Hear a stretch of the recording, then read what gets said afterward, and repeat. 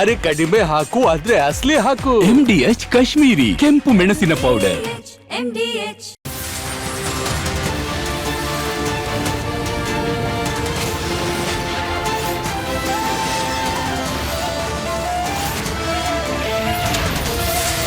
ನೀವು ನೋಡ್ತಾ ಇದ್ದೀರಾ ರಿಪಬ್ಲಿಕ್ ಕನ್ನಡ, ಇದು ನಿಮ್ಮ ಧ್ವನಿ.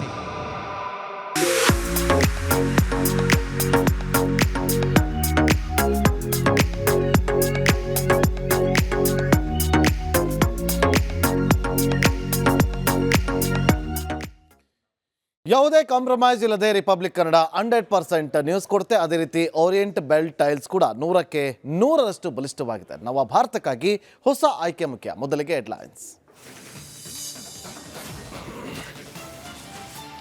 ರಿಪಬ್ಲಿಕ್ ಕನ್ನಡದ ಅತಿ ದೊಡ್ಡ ಕಾರ್ಯಾಚರಣೆ, ಊಹಿಸಲು ಸಾಧ್ಯವಿಲ್ಲದ ಡ್ರಗ್ಸ್ ನೆಟ್ವರ್ಕ್ ಎಕ್ಸ್ಪೋಸೆ. ಬೆಂಗಳೂರು ಮತ್ತಿನ ಲೋಕದ ಭಯಾನಕ ಮುಖ ಅನಾವರಣ.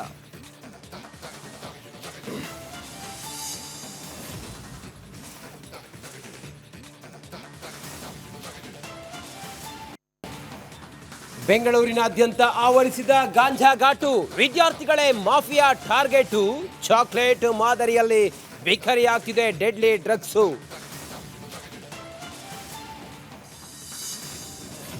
ನಮ್ಮಪ್ಪನೇ 5 ವರ್ಷ ರಾಜ್ಯದ ಸಿಎಂ, ಬಹಳ ಸಂತೋಷ, ಈ ರಾಜ್ಯಕ್ಕೆ ಒಳ್ಳೆಯದಾಗಲಿ. ಯತೀಂದ್ರ ಹೇಳಿಕೆಗೆ ತಿರುಗೇಟು ನೀಡಿದ ಡಿಕೆ ಶಿವಕುಮಾರ್.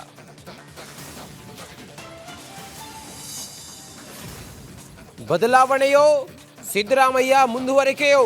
ಡಿಸೆಂಬರ್ 20ರಂದು ಸೋನಿಯಾ 2ನೇ ಸುತ್ತಿನ ಮೀಟಿಂಗ್. ಸಿಎಂ ಡಿಸಿಎಂಗೆ ಬುಲಾವ್ ಸಾಧ್ಯತೆ. ಬೆಳಗಾವಿಯಲ್ಲಿ ಮೊಳಗಲಿದೆ ಕೇಸರಿ ಕಹಳೆ. ಬಿಜೆಪಿ ನೇತೃತ್ವದಲ್ಲಿ ಅನ್ನದಾತರ ಬೃಹತ್ ಹೋರಾಟ. 20,000ಕ್ಕೂ ಹೆಚ್ಚು ರೈತರಿಂದ ಸುವರ್ಣಸೌಧ ಮುತ್ತಿಗೆಗೆ ಪ್ಲಾನ್.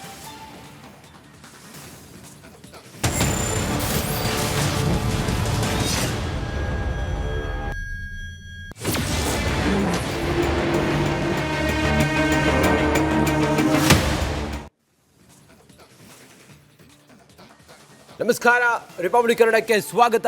ನಾನು ರಂಜಿತ್ ಶಿರಿಯಾರ್, ನನ್ನ ಜೊತೆಯಲ್ಲಿ ನಾಗೇಂದ್ರ ಬಾಬು ಕೂಡ ಇದ್ದಾರೆ.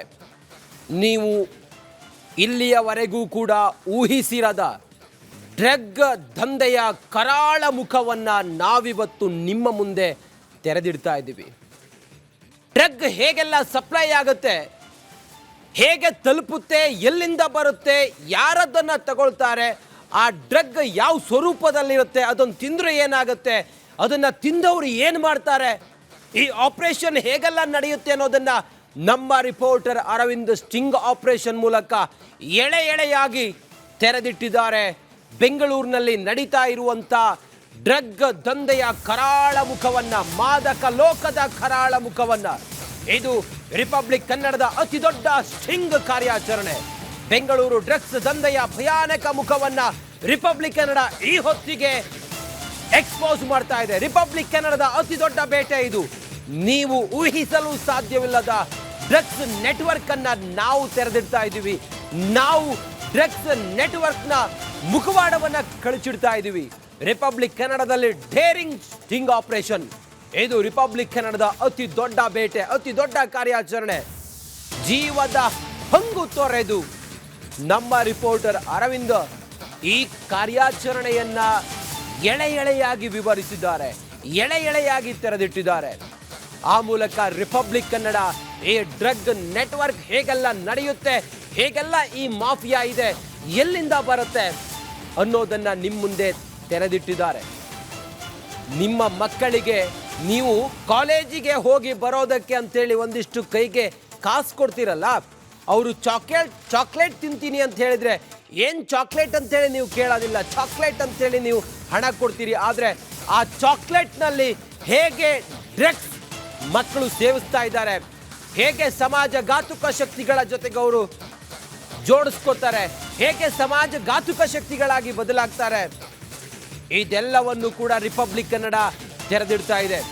ವಿದ್ಯಾರ್ಥಿಗಳನ್ನ ಟಾರ್ಗೆಟ್ ಮಾಡಿ ಈ ಡ್ರಗ್ ದಂಧೆಕೋರರು ಹೇಗೆಲ್ಲ ಮಾಫಿಯಾವನ್ನ ಬೆಂಗಳೂರಿನಲ್ಲಿ ನೆಟ್ವರ್ಕ್ ಮಾಡ್ತಾ ಇದ್ದಾರೆ ಅನ್ನೋದನ್ನ ನಾವು ನಿಮ್ಮ ಮುಂದೆ ತೆರೆದಿಡ್ತಾ ಇದ್ದೀವಿ.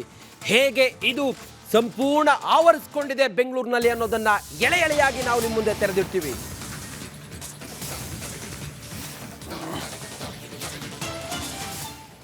ಇಷ್ಟು ದಿನ ನೀವು ಕೇವಲ ಡ್ರಗ್ಸನ್ನು ಹೇಗೆ ಮಾರಾಟ ಮಾಡ್ತಾರೆ, ಡ್ರಗ್ಸನ್ನು ಹೇಗೆ ತಂದು ಕೊಡ್ತಾರೆ, ಅದು ಹೇಗೆ ಸಿಗುತ್ತೆ ಅನ್ನೋದನ್ನು ಬಹಳ ಸುದ್ದಿಗಳನ್ನು ನೋಡುತ್ತೀರಿ. ಆದರೆ ಫಾರ್ ದ ಫಸ್ಟ್ ಟೈಮ್ ನೀವು ಯಾವತ್ತೂ ಊಹೆ ಮಾಡಿರದಂಥ, ಎಲ್ಲೂ ನೋಡಿರದಂಥ ಆ ಒಂದು ಎಕ್ಸ್ಪೋಸನ್ನು ನಾವು ಮಾಡ್ತಾ ಇದ್ದೀವಿ. ಚಾಕ್ಲೇಟ್ ಅದನ್ನು ತಿನ್ನೋದಕ್ಕಿಂತ ಮುಂಚೆ ಒಂದಲ್ಲ ಎರಡಲ್ಲ 10 ಸಲ ಯೋಚನೆ ಮಾಡಿ ಯಾವುದು ಆ ಚಾಕ್ಲೇಟ್, ಅದನ್ನೇ ಎಕ್ಸ್ಪೋಸ್ ಮಾಡ್ತಾ ಇದೆ ನಿಮ್ಮ ರಿಪಬ್ಲಿಕ್ ಕನ್ನಡ. ಮಾಂಗ್ ಚಾಕ್ಲೇಟ್ ಇವತ್ತು ಹೇಗೆ ಸಿಗುತ್ತೆ ಗೊತ್ತಾ? ಗಾಂಜಾ ಲೋಕದ ಹೊಸ ನೆಟ್ವರ್ಕ್ ಹೇಗಿದೆ ಅನ್ನೋದನ್ನ ನಿಮ್ಮ ರಿಪಬ್ಲಿಕ್ ಕನ್ನಡ ಅನಾವರಣ ಮಾಡಿದೆ.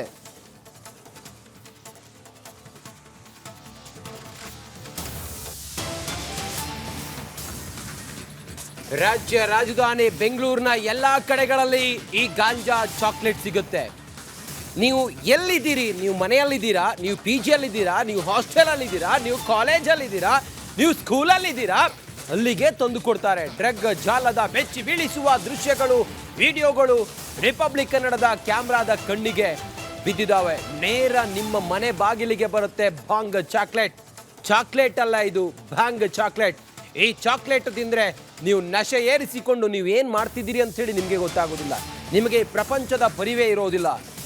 ನಿಮ್ಮ ಮಕ್ಕಳನ್ನು ನೀವು ಕಾಲೇಜಿಗೋ ಸ್ಕೂಲ್ಗೋ ಮಗದೊಂದು ಅಂಥೇಳಿ ಕಳಿಸ್ತೀರಿ. ಆದರೆ ಅವರು ಚಾಕ್ಲೇಟ್ ತಿಂದು ಅಮಲನ್ನು ಏರಿಸಿಕೊಂಡು ಸಮಾಜಘಾತುಕ ಶಕ್ತಿಯಾಗಿ ಬದಲಾಗೋದ್ರ ಬಗ್ಗೆ ನಿಮಗೆ ಗೊತ್ತಾ? ವಿಭಿನ್ನವಾಗಿ ಡ್ರಗ್ ಜಾಲವನ್ನು ಈ ದಂಧೆಕೋರರು, ಪೆಡ್ಲರ್ಗಳು ವಿಸ್ತರಿಸ್ತಾ ಇದ್ದಾರೆ ಬೆಂಗಳೂರಿನಲ್ಲಿ. ಅದನ್ನ ರಿಪಬ್ಲಿಕ್ ಕನ್ನಡ ನಿಮ್ಮ ಮುಂದೆ ಇನ್ವೆಸ್ಟಿಗೇಷನ್ ಮೂಲಕ, ನನ್ನ ಕಲೀಗ್ ತುಂಬಾ ಹೆಮ್ಮೆ ಇದೆ ಅರವಿಂದ್ ನಿಮ್ಮ ಬಗ್ಗೆ, ತೆರೆದಿಟ್ಟಿದ್ದಾರೆ. ಅರವಿಂದ್,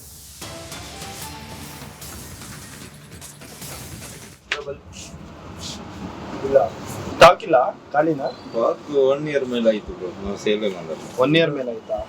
ತುಂಬಾ ಪ್ರಾಬ್ಲಮ್ ಇದೆ. ಮತ್ತೆ MG ರೋಡ್ ಇಲ್ಲಿ ಇದೆಯಲ್ಲ, ಬಿಟ್ಟು ಕಾಲ್ ಸಿಗುತ್ತಾ? ಅಲ್ಲಿ ಸಿಗ್ತದೆ. MG ರೋಡಾ? MG ರೋಡ್ ಮತ್ತೆ ಇದು ಚರ್ಚ್ ಸಿಟಿ ಇದೆಯಲ್ಲ ಅಲ್ಲಿ. ಎಷ್ಟು ಪ್ರೈಸ್ ಅದು ಅಲ್ಲೆಲ್ಲ?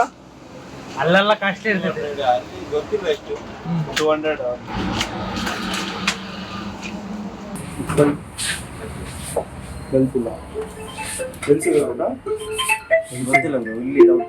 ಬ್ಲಂಟ್ ಪೇಪರ್ ಇದೆಯಾ? ಬ್ಲಂಟ್ ಕೋನ್ ಇದೆ ರೆಡಿ? ಎಷ್ಟು ಅದು? 40. ನೋ ಇನ್ನೊಂದು ನಾರ್ಮಲ್ ಇಲ್ಲ ಬ್ಲಂಟ್, ಇದೆ ಒಂದೇ. ಅದು 100 110 ಬರ್ತಿತ್ತಲ್ಲ, ಇದೆ ಬ್ಲಂಟ್ ಇದೊಂದೇ. ಬ್ಲಂಟ್ ಇದೊಂದೇನಾ? ಅದೆಷ್ಟು 40 ಅಲ್ಲ? 40 rupees. ಸ್ಟಾಕ್ ಏನೋ ಬರ್ಬೋದಾ ಫ್ರೆಂಡ್ಸ್ ಬಲ್ಲಿ? ಅವರಲ್ಲ.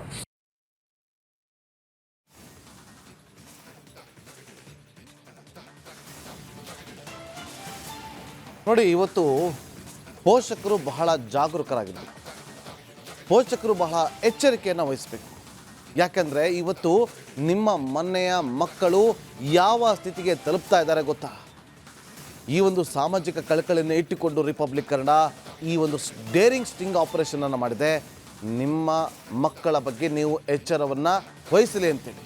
ಹಾಗಾದರೆ ಈ ಡೇರಿಂಗ್ ಸ್ಟಿಂಗ್ ಆಪರೇಷನ್ ಸಂದರ್ಭದಲ್ಲಿ ರಿಪಬ್ಲಿಕ್ ಸ್ಟಿಂಗ್ ಕ್ಯಾಮ್ರಾದಲ್ಲಿ ಸೆರೆಯಾದಂಥ ಆ ದೃಶ್ಯಗಳು ಏನು, ಅದರ ಹಿನ್ನೆಲೆ ಏನು, ಹೇಗೆಲ್ಲ ಮಾರಾಟ ಆಗ್ತಾ ಇದೆ, ಹೇಗೆಲ್ಲ ಅದು ಕೈಗೆ ಸಿಗ್ತಾ ಇದೆ, ಅದು ವಿದ್ಯಾರ್ಥಿಗಳ ಕೈಗೆ ತಂದು ಕೊಡೋದು ಯಾರು, ವಿದ್ಯಾರ್ಥಿಗಳನ್ನೇ ಯಾಕೆ ಟಾರ್ಗೆಟ್ ಮಾಡ್ಕೊಂಡಿದ್ದಾರೆ, ಅವರನ್ನು ಟಾರ್ಗೆಟ್ ಮಾಡೋದು ಕೂಡ ವಿದ್ಯಾರ್ಥಿಗಳನ್ನದೇ ಈ ಕ್ಷಣದ ಸೀರಿಯಸ್ ಮ್ಯಾಟರ್. ಈ ರಿಪೋರ್ಟ್ ನೋಡಿ.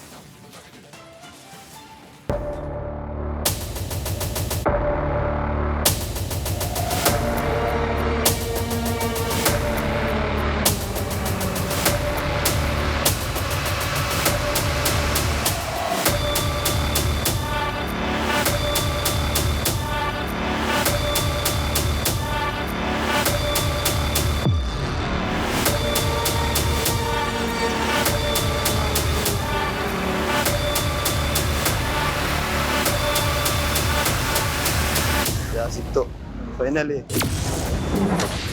ಮನೆ ಮನೆಗೆ ಸುಲಭವಾಗಿ ತಲುಪುತ್ತೆ ಗಾಂಜಾ. ಪ್ರತಿಷ್ಠಿತ ಕಾಲೇಜು ವಿದ್ಯಾರ್ಥಿಗಳೇ ಪೆಡ್ಲರ್ಸ್.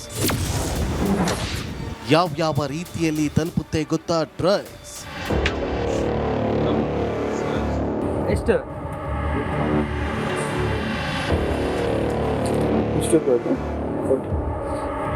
ಬೆಂಗಳೂರು ಕಾಲ ಬದಲಾದಂತೆ ಗಾಂಜಾ ಸಿಟಿಯಾಗಿ ಬದಲಾಗಿದ್ಯಾ ಅನ್ನೋ ಪ್ರಶ್ನೆ ಬಂದಿದೆ. ಗಾಂಜಾ ಡ್ರಗ್ಸ್ನಿಂದ ಬೆಂಗಳೂರಿಗೆ ಅಮಲೇರಿದೆ. ಇದಕ್ಕೆ ಕಾರಣ ಅವ್ಯಾಹತವಾಗಿ ನಗರ ಸೇರುತ್ತಿರುವ ಡ್ರಗ್ಸ್ ದಂಧೆಕೋರರಿಗೆ ವಿದ್ಯಾರ್ಥಿಗಳೇ ಟಾರ್ಗೆಟ್ ಅನ್ನೋದು ಹಳೆಯ ಸಂಗತಿ. ಆದ್ರೀಗ ಹಲವು ವಿದ್ಯಾರ್ಥಿಗಳೇ ಪೆಡ್ಲರ್ಗಳು ಅನ್ನೋದು ಮತ್ತೊಂದು ಆಘಾತಕಾರಿ ವಿಚಾರ.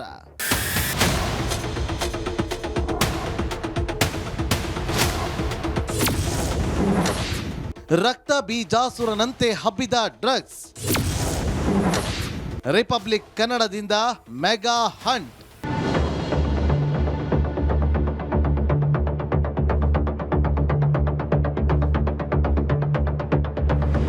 ಎಸ್, ಡ್ರಗ್ಸ್ ಬೆಂಗಳೂರಲ್ಲಿ ರಕ್ತ ಬೀಜಾಸುರನಂತೆ ಹಬ್ಬಿದೆ. ಇದರ ಜಾಡು ಬೆನ್ನತ್ತಿದ ರಿಪಬ್ಲಿಕ್ ಕನ್ನಡಕ್ಕೆ ಬೆಚ್ಚಿ ಬೀಳುವಂತಹ ಸಂಗತಿಗಳು ಸಿಕ್ಕಿವೆ. ಎಲೆ ಪುಡಿ ರೂಪದಲ್ಲಿ ಬರ್ತಿದ್ದ ಗಾಂಜಾ ದಂಧೆಕೋರರ ಕೈಯಲ್ಲಿ ಮತ್ತೊಂದು ಸ್ವರೂಪ ಪಡೆದಿದೆ. ಪಾನ್ ಶಾಪ್ಗಳಲ್ಲಿ ಚಾಕ್ಲೇಟ್ ಆಗಿ ಯುವಕರ ತಲೆ ಕೆಡಿಸ್ತಾ ಇದೆ.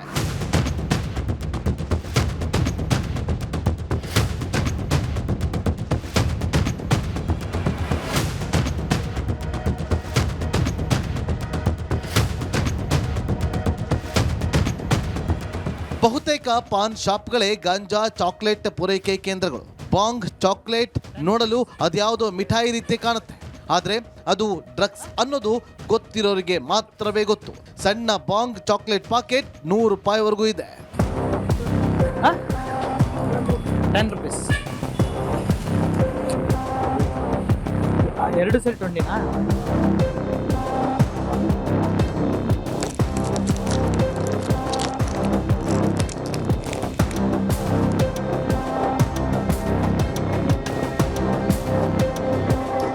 ರಿಪಬ್ಲಿಕ್ ಕನ್ನಡ ಈ ಕರಾಳ ದಂಧೆಯ ಬೆನ್ನತ್ತಿ ಹೋದಾಗ ಬಯಲಾಗಿದ್ದು ಡ್ರಗ್ಸ್ ಜಾಲದ ಮತ್ತೊಂದು ಮುಖ. ಈ ದೃಶ್ಯ ನೋಡಿ. ದಂಧೆಯ ಚೈನ್ ಲಿಂಕ್ನ ಭೇದಿಸಿ ಮಾರಾಟಗಾರರ ಲೊಕೇಶನ್ ಪತ್ತೆ ಮಾಡಿದ್ವಿ. ಅಲ್ಲಿ ಆಗಿದ್ದೇನು ಗೊತ್ತಾ? ಲೊಕೇಶನ್ ಅಲ್ಲೇ ಇದೀನಿ, ಬಟ್ ಎಲ್ಲ ಕಾಂಡಿಮೆಂಟ್ಸ್ ಐತೆ.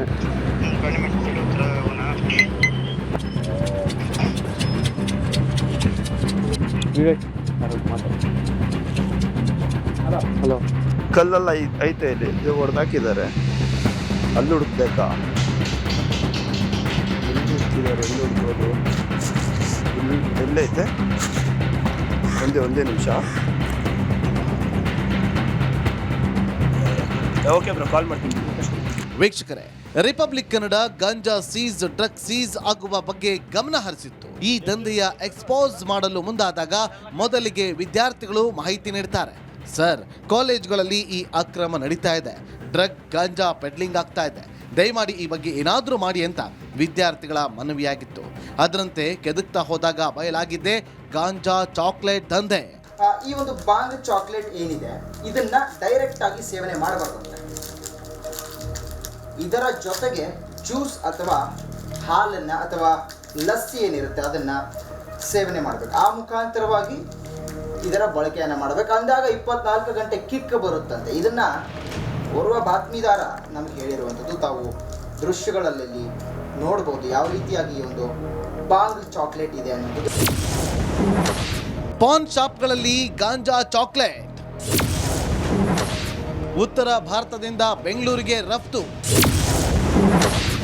ಆನ್ಲೈನ್ ಅಲ್ಲೂ ಡೆಲಿವರಿ ಆಗುತ್ತೆ ಗಾಂಜಾ.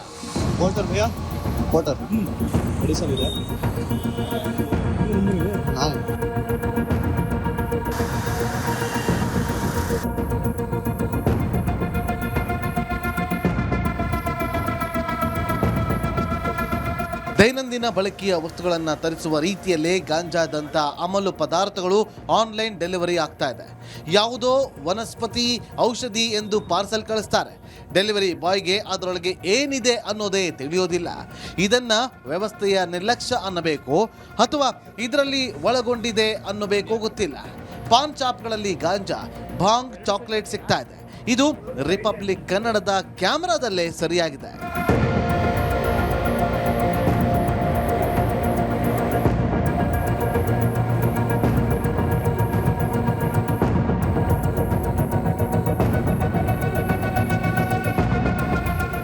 ಯುವಕರು ಅದರಲ್ಲೂ ವಿದ್ಯಾರ್ಥಿಗಳು ಇವರ ಟಾರ್ಗೆಟ್ ಅನ್ನೋದು ಅತಿ ದೊಡ್ಡ ದುರಂತ.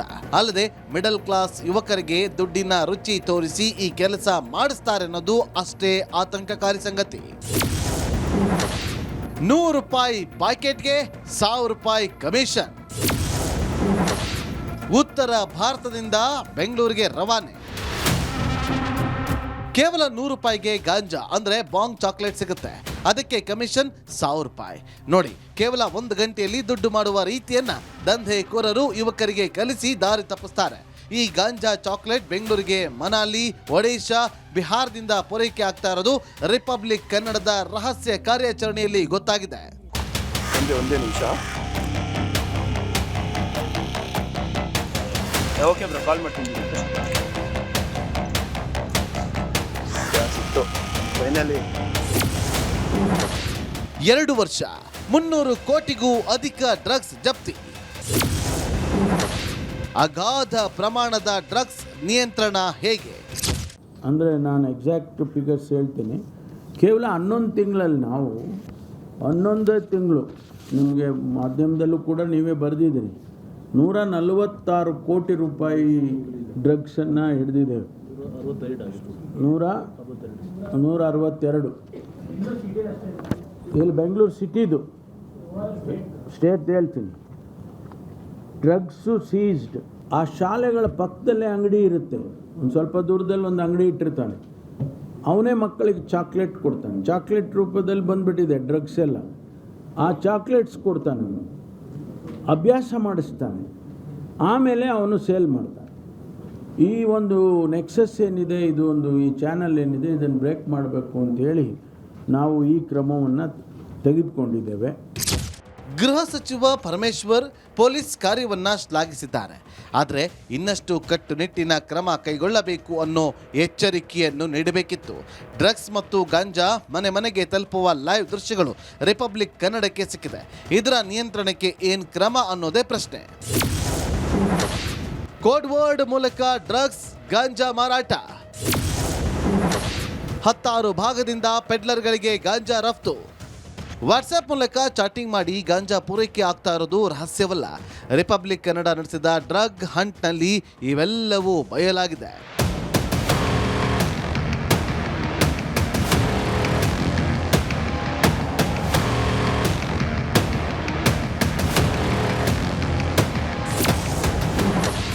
ಬಿಲ್ಡಿಂಗ್ ತ್ಯಾಜ್ಯದಲ್ಲಿ ಗಾಂಜಾ ಪ್ಯಾಕೆಟ್. ಫೋನ್ ಕಾಲ್ ಮೂಲಕ ಪೆಡ್ಲರ್ ಸೂಚನೆ. ಈ ದೃಶ್ಯ ನೋಡಿ. ಡ್ರಗ್ಸ್ ಸಪ್ಲೈಗೆ ಇಟ್ಟ ಹೆಸರು ಹಂಟಿಂಗ್ ಸ್ಪಾಟ್. ಪೆಡ್ಲರ್ ಒಬ್ಬ ಹೇಳಿದ ಪ್ರಕಾರ ನಮ್ಮ ತಂಡ ಒಂದು ಕಟ್ಟಡದ ತ್ಯಾಜ್ಯದ ಬಳಿ ಬಂದಿತ್ತು. ಆತ ಹೇಳಿದಂತೆ ಕಲ್ಲೊಂದನ್ನು ಸರಿಸಿದಾಗ ಅದರ ಕೆಳಗೆ ಗಾಂಜಾ ಪಾಕೆಟ್ ಸಿಕ್ತು. ಒಂದೇ ನಿಮಿಷ. ಓಕೆ ಬ್ರೋ, ಕಾಲ್ ಮಾಡ್ತೀನಿ. ಫೈನಲಿ ಏನು ಗಾಂಜಾ ಮಾತ್ರವಲ್ಲ, ಅಲ್ಟ್ರಾ ಗಣೇಶ್, ಸ್ಕಲ್, ಮೂಳೆ ಎಂಬ ಹೆಸರಿನ ಡ್ರಗ್ಸ್ ಕೂಡ ರಾಜಾರೋಷವಾಗಿ ಸಿಗ್ತಾ ಇದೆ. ಲ್ಯಾಬ್ನಲ್ಲಿ ಕೆಮಿಕಲ್ ಮಿಶ್ರಣ ಮಾಡಿ ಈ ಡ್ರಗ್ಸ್ ರೆಡಿ ಮಾಡ್ತಾರೆ. ಇಂಥ ಅದೆಷ್ಟೋ ದಂಧೆಗಳು ನಗರದಲ್ಲಿ ನಡೀತಾ ಇದೆ. ಇದರತ್ತ ಪೊಲೀಸರು ಗಮನ ಹರಿಸಬೇಕಿದೆ.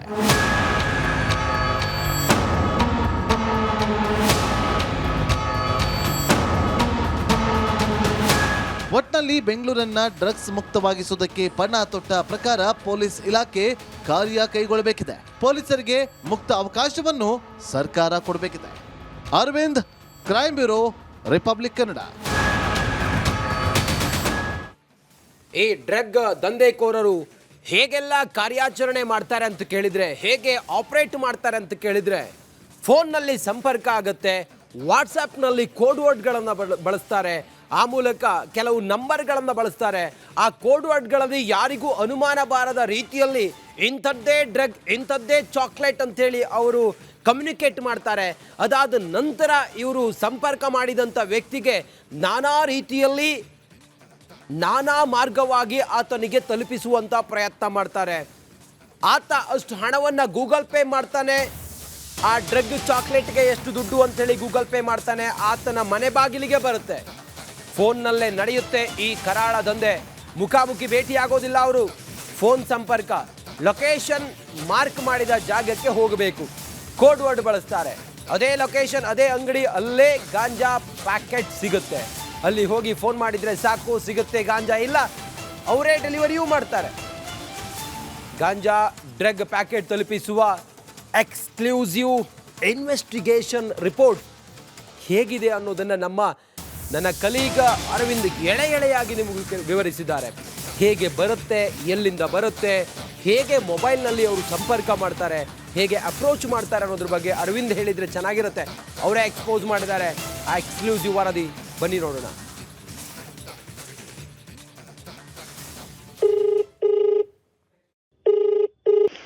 ನೀವು ಕಳ್ಸಿರಲ್ಲ ಅದೇ ಲೊಕೇಶನಾ? ಅದೇ ಲೊಕೇಶನ್, ಅದೇ ಅಂಗಡಿ. ಎಲ್ಲ ಫೋನ್ ಹಾಕ್ ನನ್ಗೆ. ಅಲ್ಲಿ ಹೋಗ್ಬಿಟ್ಟು ನಿಮ್ಗೆ ಫೋನ್ ಮಾಡ್ಲಾ? ಏನು ಮಾತಾಡಬೇಡ. ಸರಿ ಆಯ್ತು, ಹೋಗ್ತೀನಿ. ಹಲೋ, ನೀವು ಕಳ್ಸಿರಲ್ಲ ಅದೇ ಲೊಕೇಶನಾ? ಅದೇ ಲೊಕೇಶನ್, ಅದೇ ಅಂಗಡಿ. ಎಲ್ಲ ಫೋನ್ ಹಾಕ್ ನನ್ಗೆ. ಅಲ್ಲಿ ಹೋಗ್ಬಿಟ್ಟು ನಿಮ್ಗೆ ಫೋನ್ ಮಾಡ್ಲಾ? ಏನು ಮಾತಾಡಬೇಡ. ಸರಿ ಆಯ್ತು, ಹೋಗ್ತೀನಿ. ಹಲೋ, ನೀವು ಕಳ್ಸಿರಲ್ಲ ಅದೇ ಲೊಕೇಶನಾ? ಅದೇ ಲೊಕೇಶನ್, ಅದೇ ಅಂಗಡಿ. ಎಲ್ಲ ಫೋನ್ ಹಾಕ್ ನನ್ಗೆ. ಅಲ್ಲಿ ಹೋಗ್ಬಿಟ್ಟು ನಿಮ್ಗೆ ಫೋನ್ ಮಾಡ್ಲಾ? ಏನು ಮಾತಾಡಬೇಡ. ಸರಿ ಆಯ್ತು, ಹೋಗ್ತೀನಿ. ಹಲೋ, ನೀವು ಕಳ್ಸಿರಲ್ಲ ಅದೇ ಲೊಕೇಶನಾ? ನೀವು ಕಳಿಸಿದ್ದು ಅದೇ ಲೊಕೇಶನ್, ಅದಕ್ಕೆ ಬರಲ್ಲ ಅಂಥೇಳಿ ರಿಪಬ್ಲಿಕ್ ಕನ್ನಡದ ಪ್ರತಿನಿಧಿ ಕೇಳ್ತಾನೆ. ಹೌದು, ಅದೇ ಲೊಕೇಶನ್ಗೆ ಬನ್ನಿ ಅಂತ ಹೇಳ್ತಾನೆ. ಅದೇ ಲೊಕೇಶನ್ಗೆ ಬಂದರೆ ಭಾಳ ಕಾನ್ಫಿಡೆನ್ಷಿಯಲ್ ಆಗಿ ನಡೆಯುತ್ತಿದ್ದು. ವಾಟ್ಸಪ್ನಲ್ಲಿ ಅವರು ಕನೆಕ್ಟ್ ಮಾಡ್ತಾರೆ, ಭಾಳ ಕಾನ್ಫಿಡೆನ್ಷಿಯಲ್ ಆಗಿ ನಡೆಯುತ್ತೆ. ಯಾರಿಗೂ ಅನುಮಾನ ಬಾರದ ರೀತಿಯಲ್ಲಿ ವಾಟ್ಸಪ್ ಚಾಟ್ ಮಾಡ್ತಾರೆ. ಎಷ್ಟು ಹಣ ಅಂತೇಳಿ ಗೂಗಲ್ ಪೇ, ಆ ನಂತರ ಆತನಿಗೆ ಡೆಲಿವರಿ ಆಗುತ್ತೆ. ಹೇಗಿತ್ತು ಈ ಸ್ಟಿಂಗ್ ಆಪರೇಷನ್? ಹೇಗಿತ್ತು? ಈ ಕರಾಳ ಮುಖವನ್ನು ತೆರೆದಿಟ್ಟಂಥ ನನ್ನ ಕಲೀಗ ಅರವಿಂದ್ ನಮ್ಮ ಜೊತೆಯಲ್ಲಿ ಈಗ ನೇರ ಸಂಪರ್ಕದಲ್ಲಿದ್ದಾರೆ. Arvind, proud of you.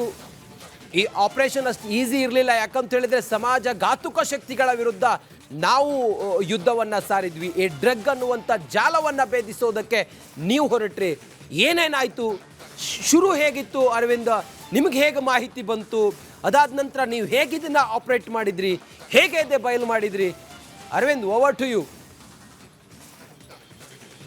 Yes Ranjit, ಖಂಡಿತವಾಗ್ಲೂ ಕೂಡ ಒಂದು ಮಾಹಿತಿ ಅಂದರೆ ಪ್ರೆಸ್ ಮೀಟ್, ಅಂದರೆ ಈ ಕಮಿಷನರ್, ನಗರ ಪೊಲೀಸ್ ಕಮಿಷನರ್ ಅವರ ಒಂದು ಕಚೇರಿಯಲ್ಲಿ ಒಂದು ಪ್ರೆಸ್ ಮೀಟ್ ಆಗುತ್ತೆ. ಪ್ರೆಸ್ ಮೀಟ್ನಲ್ಲಿ ಬಹುದೊಡ್ಡ ಗಾಂಜಾ ಸೀಸ್ ಆಗಿರುವಂತಹ ಬಗೆಗೆ ವರದಿ ಸಿಗುತ್ತೆ. ಅದಾದ ಬಳಿಕ ನಾವು ಕೂಡ ಈ ಬಗೆಗೆ ವರದಿ ಮಾಡಬೇಕು. ಹೇಗೆ ಇದು ಕರ್ನಾಟಕದ ಗಡಿ ದಾಟಿ ಬೆಂಗಳೂರಿಗೆ ಬರುತ್ತೆ, ಈ ಗಡಿ ಪ್ರದೇಶಗಳನ್ನ ದಾಟಿ, ಚೆಕ್ ಪೋಸ್ಟ್ ದಾಟಿ ಈ ಒಂದು ಗಾಂಜಾ ಮತ್ತು ಡ್ರಗ್ ಯಾವ ರೀತಿಯಾಗಿ ಬರ್ತಾ ಇದೆ? ಯಾಕಂತಂದರೆ ಕೋಟಿ ಮೌಲ್ಯದ ಡ್ರಗ್ಗಳನ್ನ, ಗಾಂಜಾಗಳನ್ನ ಪೊಲೀಸರು ಸೀಸ್ ಮಾಡ್ತಾ ಇದ್ದಾರೆ. ಹಾಗಾದರೆ ಇದೆಲ್ಲ ಹೇಗೆ ಬರುತ್ತೆ ಅನ್ನೋದನ್ನ ಕಂಡು ಹಿಡಿಬೇಕು ಅನ್ನುವಂಥ ಹಂತದಲ್ಲಿ ನಾವು ಹೋಗ್ತಾ ಇರ್ತೀವಿ. ಆ ವೇಳೆಯಲ್ಲಿ ನಮಗೆ ಒಂದಷ್ಟು ವಿದ್ಯಾರ್ಥಿಗಳು ಕೆಲವು ಮಾಹಿತಿಯನ್ನು ಕೊಡ್ತಾರೆ. ಅಂದರೆ ವಿದ್ಯಾರ್ಥಿಗಳಿಂದ ಡ್ರಗ್ ಪೆಡ್ಲಿಂಗ್ ಆಗ್ತಾ ಇದೆ, ಕಾಲೇಜ್ಗಳಲ್ಲಿ ಸೀನಿಯರ್ಸ್ ಈ ರೀತಿಯಾದಂತಹ ಡ್ರಗ್ ಪೆಡ್ಲಿಂಗ್ ಮಾಡ್ತಾ ಇದ್ದಾರೆ, ಬೆಂಗಳೂರಿನ ಹಲವು ಕಾಲೇಜ್ಗಳು ಈ ಥರ ನಡೀತಾ ಇದೆ ಅನ್ನುವಂಥದ್ದನ್ನು ವಿದ್ಯಾರ್ಥಿಗಳು ಹೇಳ್ತಾರೆ. ಆ ಮೂಲಕವಾಗಿ ನಾವು ಕೆಲವು ಬಾತ್ಮೀದಾರರು, ಅಂದರೆ ಇಲಾಖೆಯಲ್ಲಿ ಬಾತ್ಮೀದಾರರು ಅಂತಾರೆ, ನಾವು ಅದನ್ನು ಸೋರ್ಸ್ ಅಂತೀವಿ, ಅವರ ಹಂತವಾಗಿ ನಾವು ಹೋಗಿ ಪ್ರಮುಖವಾಗಿ ಬೆಂಗಳೂರಿನಲ್ಲಿ ನಡೆಯುವಂಥ ಆ drug and ganja chain link ಏನಿರುತ್ತೆ ಅದನ್ನು ಕಟ್ ಮಾಡಿ, ಅದನ್ನು ಭೇದಿಸಿ ಅಲ್ಲಿಗೆ ಹೋಗಿ ಕೆಲವು ಸಾಕ್ಷ್ಯಾಧಾರಗಳನ್ನ ತರುವಂಥ ಕೆಲಸವನ್ನು ಮಾಡ್ತೀವಿ. ಮುಖ್ಯವಾಗಿ ಫ್ರಾಕ್ಷನ್ ಆಫ್ ಸೆಕೆಂಡ್ನಲ್ಲಿ ಈ ಒಂದು ಗಾಂಜಾ ಸರಬರಾಜಾಗುತ್ತೆ. ಅಂದರೆ ಬಾಂಗ್ ಚಾಕ್ಲೇಟ್ ಏನಿದೆ, ಈ ಬಾಂಗ್ ಚಾಕ್ಲೇಟ್ನ ಕೇವಲ 4 ಸೆಕೆಂಡ್ಗಳಲ್ಲಿ ಅಂಗಡಿಯಿಂದ ತೆಗೆದು ಆತ ಕೊಡ್ತಾನೆ. ಮುಖ್ಯವಾಗಿ ಆತ ಮೊದಲಿಗೆ ಫೋನ್ಗಳನ್ನ ಚೆಕ್ ಮಾಡುವಂಥ ಕೆಲಸವನ್ನು ಮಾಡ್ತಾನೆ. ಏನಾದರೂ ಬೇರೆ ರೀತಿಯಂಥ ಕ್ಯಾಮ್ರಾಗಳು ಶರ್ಟ್ನಲ್ಲಿ ಇದಾವ ಅನ್ನುವಂಥದ್ದನ್ನು ಕೂಡ ಅವರು ಚೆಕ್ ಮಾಡುವಂಥ ಕೆಲಸವನ್ನು ಮಾಡ್ತಾರೆ. ಆದರೆ ಅಲ್ಲಿ ನಾವು ಚಾಕಚಕ್ಯತೆಯಿಂದ ಬೇರೆ ರೀತಿಯಾಗಿ, ಅಂದರೆ 2 ಮೊಬೈಲ್ನ ತೆಗೆದುಕೊಂಡು ಹೋದಂಥ ಸಂದರ್ಭದಲ್ಲಿ ಒಂದು ಮೊಬೈಲ್ನ ಕೊಟ್ಟು ಆ ಬಳಿಕ ಮತ್ತೊಂದು ಮೊಬೈಲ್ನಿಂದ ನಾವು ಬೇಗನೆ ಆ ಒಂದು ದೃಶ್ಯವನ್ನು ಸೆರೆ ಹಿಡಿಯುವಂಥ ಕೆಲಸವನ್ನು ಮಾಡ್ತೀವಿ. ಪ್ರಮುಖವಾಗಿ ನಮ್ಮ ಟೀಮ್ ಇದರಲ್ಲಿ ತುಂಬ ಕೆಲಸವನ್ನು ಮಾಡಿರುವಂಥದ್ದು. ಛಾಯಾಗ್ರಾಹಕರಾಗಿರುವಂಥದ್ದು ಧನುಷ್, ಮಂಜುನಾಥ್ ಪಾವಗಡ್, ಶಿವಣ್ಣ, ಇವರೆಲ್ಲರೂ ಕೂಡ ಸಾಥ್ ನೀಡಿರುವಂಥದ್ದು. ಪ್ರತಿ ಒಂದು ಪಾನ್ ಶಾಪ್ಗಳಿಗೆ ನಾವು 2 ತಿಂಗಳಿನಿಂದ ಭೇಟಿ ಕೊಟ್ಟಿರ್ತೀವಿ. ಈ ಒಂದು ಮಾಹಿತಿಯನ್ನು ಕಲೆ ಹಾಕುವಂಥ ಕೆಲಸವನ್ನು ಮಾಡಿರ್ತೀವಿ. ಹೋದಂಥ ಪ್ರತಿ ಪಾನ್ ಶಾಪ್ಗಳಲ್ಲೂ ಕೂಡ ಇದು ಇಲ್ಲ ಅನ್ನುವಂಥ ರೀತಿಯಲ್ಲಿ ಅವ್ರು ಹೇಳ್ತಾರೆ. ಕೆಲವೊಂದು ಅಂಗಡಿಗಳಲ್ಲಿ ಇದು ಖಾಲಿ ಆಗುತ್ತೆ, ಇದು ಅಲ್ಲಿ ಸಿಗುತ್ತೆ, ಇಲ್ಲಿ ಸಿಗುತ್ತೆ ಅನ್ನುವಂಥ ಮಾಹಿತಿಯನ್ನು ಅವ್ರು ಕೊಡ್ತಾರೆ. ಆದರೆ ರೆಗ್ಯುಲರ್ ಕಸ್ಟಮರ್ಗಳಿಗೆ ಅವರು ಆ ಬಾಂಗ್ ಚಾಕ್ಲೇಟನ್ನು ಕೊಡುವಂಥದ್ದು, ವಿದ್ಯಾರ್ಥಿಗಳಿಗೆ ಅವ್ರನ್ನ ಕೊಡುವಂಥದ್ದು. ಇದರ ಬೆಲೆ ಎಷ್ಟು ಅಂತ ಕೇಳಿದ್ರೆ ಕೇವಲ 100 ರೂಪಾಯಿ. ಆದರೆ ಅದಕ್ಕೆ ಕಮಿಷನ್ ಸಿಗುತ್ತೆ. ನೇರವಾಗಿ ವಿದ್ಯಾರ್ಥಿಗಳಿಗೆ ದುಡ್ಡಿನ ಆಸೆಯನ್ನು ತೋರಿಸಿ ಅವರಿಗೆ ಪೆಡ್ಲಿಂಗ್ ಮಾಡುವಂತಹ ಚಟವನ್ನು ಕಳಿಸಿರುವಂಥದ್ದು. ಇದು ಉತ್ತರ ಭಾರತದಿಂದ ರಫ್ತಾಗ್ತಾ ಇದೆ ಅನ್ನುವಂತಹ ಮಾಹಿತಿ ಕೂಡ ನಮಗೆ ಸೋರ್ಸ್ನಿಂದ ಬಂದಂತಹ ಮಾಹಿತಿ, ಆ ಮುಖಾಂತರ ಕೆಲವು ದೃಶ್ಯಗಳನ್ನ ಕೂಡ ನಾವು ಪಡ್ಕೊಳ್ತೀವಿ. ಇಲ್ಲಿ ದುರಂತಕಾರಿ ವಿಷಯ ಏನಪ್ಪಾ ಅಂತಂದ್ರೆ, ಇದನ್ನ ಲಸ್ಸಿ ಜ್ಯೂಸ್ ಮುಖಾಂತರವಾಗಿ ಅವರು ಸೇವನೆ ಮಾಡ್ತಾರೆ. ಅಂದ್ರೆ ಬಾಂಗ್ ಚಾಕ್ಲೇಟ್ ತಿಂದ ಬಳಿಕ ಆ ಜ್ಯೂಸ್ನ ಸೇವನೆ ಮಾಡುವಂತ ಕೆಲಸವನ್ನ ಮಾಡ್ತಾರೆ. ಇದು ಪ್ರಮುಖ ರೆಸಾರ್ಟ್ಗಳಲ್ಲಿ, ಪಬ್ಗಳಲ್ಲಿ ಫೋನ್ ಮೂಲಕ ಸಂಪರ್ಕ ಮಾಡ್ತಾರೆ, ವಾಟ್ಸಪ್ ಮೂಲಕ, ಆನ್ಲೈನ್ ಮೂಲಕ ಎಲ್ಲವನ್ನು ಕೂಡ ಕಾಂಟ್ಯಾಕ್ಟನ್ನು ಮಾಡಿ ಕೋಡ್ ವರ್ಡ್ಗಳ ಮೂಲಕ ಸಂಪರ್ಕಿಸುವಂಥ ಪ್ರಯತ್ನವನ್ನು ಕೂಡ ಮಾಡ್ತಾರೆ. ಅಂಗಡಿ, ಪಾನ್ ಶಾಪ್ಗಳಲ್ಲಿ ಕದ್ದು ಮುಚ್ಚಿ ಗಾಂಜಾ ಸಪ್ಲೈ ಎಲ್ಲವೂ ಕೂಡ ಹಳೆಯದು. ಈಗ ಆನ್ಲೈನ್ ಮೂಲಕವೂ ಕೂಡ ಮನೆಗಳಿಗೆ ಗಾಂಜಾ ಬರುತ್ತೆ ಗೊತ್ತಾ. ನಮ್ಮ ಟೀಮ್ ಹೋಗಿ ಅಲ್ಲಿ ಇನ್ವೆಸ್ಟಿಗೇಷನ್ ಮಾಡಿದಾಗ, ಸ್ಟಿಂಗ್ ಮಾಡಿದಾಗ ಶಾಕ್ ಆಗ್ತಾರೆ. ಅಯ್ಯೋ, ಡೆಲಿವರಿ ಆ್ಯಪ್ಗಳ ಮೂಲಕ ಈ ರೀತಿಯಾಗೂ ಬರುತ್ತಾ ಅನ್ನೋದು ಸ್ಪಷ್ಟವಾಗಿ ಗೊತ್ತಾಗುತ್ತೆ, ಶಾಕ್ ಆಗುತ್ತೆ. ಅಷ್ಟೇ ಅಲ್ಲ, ಆರ್ಡರ್ ಮಾಡಿದವರು, ರಿಸೀವರ್ ಮತ್ತು ಯಾರು ಕಳಿಸ್ಕೊಡ್ತಾರಲ್ಲ, ಇವರ ನಡುವೆ ಡೆಲಿವರಿ ಬಾಯ್ ಅಂತ ಬರ್ತಾರಲ್ಲ, ಅವ್ರಿಗೆ ಗೊತ್ತೇ ಇರೋದಿಲ್ಲ ಅದ್ರೊಳಗಡೆ ಏನಿರುತ್ತೆ ಅಂತೇಳಿ. ಅವ್ರಿಗೇನು ಗೊತ್ತಿರುತ್ತೆ? ಡೆಲಿವರಿ ಬಾಯ್ಗಳಿಗೆ ಯಾರೋ ಪಾರ್ಸಲ್ ಕೊಡ್ತಾರೆ, ಪಾರ್ಸಲ್ ತೊಗೊಂಡೋಗಿ ತಲುಪ್ತದೆ, ಅಷ್ಟೇ ಜವಾಬ್ದಾರಿ ಅವರು. ಒಳಗಡೆ ಏನಿರುತ್ತೆ, ಅದರಲ್ಲಿ ಏನು ಇಟ್ಟಿರ್ತಾರೆ ಅದು ಅವರಿಗೆ ಅವಶ್ಯಕತೆಯೇ ಇಲ್ಲ, ತಿಳ್ಕೊಳ್ಳೋಕ್ಕೂ ಹೋಗಲ್ಲ. ಅವ್ರಿಗೆ ಕೆಲಸ ಆಗಬೇಕು, ಕೆಲಸ ಮಾಡ್ತಾರೆ, ದುಡ್ಡುಗೋಸ್ಕರ ಒಂದು ಡೆಲಿವರಿ ಬಾಯ್ ಕೆಲಸವನ್ನು ಮಾಡ್ಕೊಂಡಿರ್ತಾರೆ. ಇಲ್ಲ ಸ್ಟಾಕ್ ಇಲ್ಲ, ಖಾಲಿನ 1 year ಮೇಲೆ ಆಯ್ತು ಬ್ರೋ, ನಾವು ಸೇಲ್ ಮಾಡೋದು 1 year ಮೇಲೆ ಆಯ್ತಾ? ತುಂಬಾ ಪ್ರಾಬ್ಲಮ್ ಇದೆ. ಮತ್ತೆ MG ರೋಡ್ ಇಲ್ಲಿ ಇದೆಯಲ್ಲ, ಬಿಟ್ಲು ಕಾಲ್ ಸಿಗುತ್ತಾ? ಅಲ್ಲಿ ಸಿಗ್ತದೆ. MG ರೋಡಾ? MG ರೋಡ್ ಮತ್ತೆ ಇದು ಚರ್ಚ್ ಸಿಟಿ ಇದೆಯಲ್ಲ ಅಲ್ಲಿ. ಎಷ್ಟು ಪ್ರೈಸ್ ಅದು ಅಲ್ಲೆಲ್ಲ? ಅಲ್ಲೆಲ್ಲ ಕಾಸ್ಟ್ಲಿ ಇರ್ತದೆ, ಅಲ್ಲಿ ಗೊತ್ತಿಲ್ಲ ಎಷ್ಟು, 200.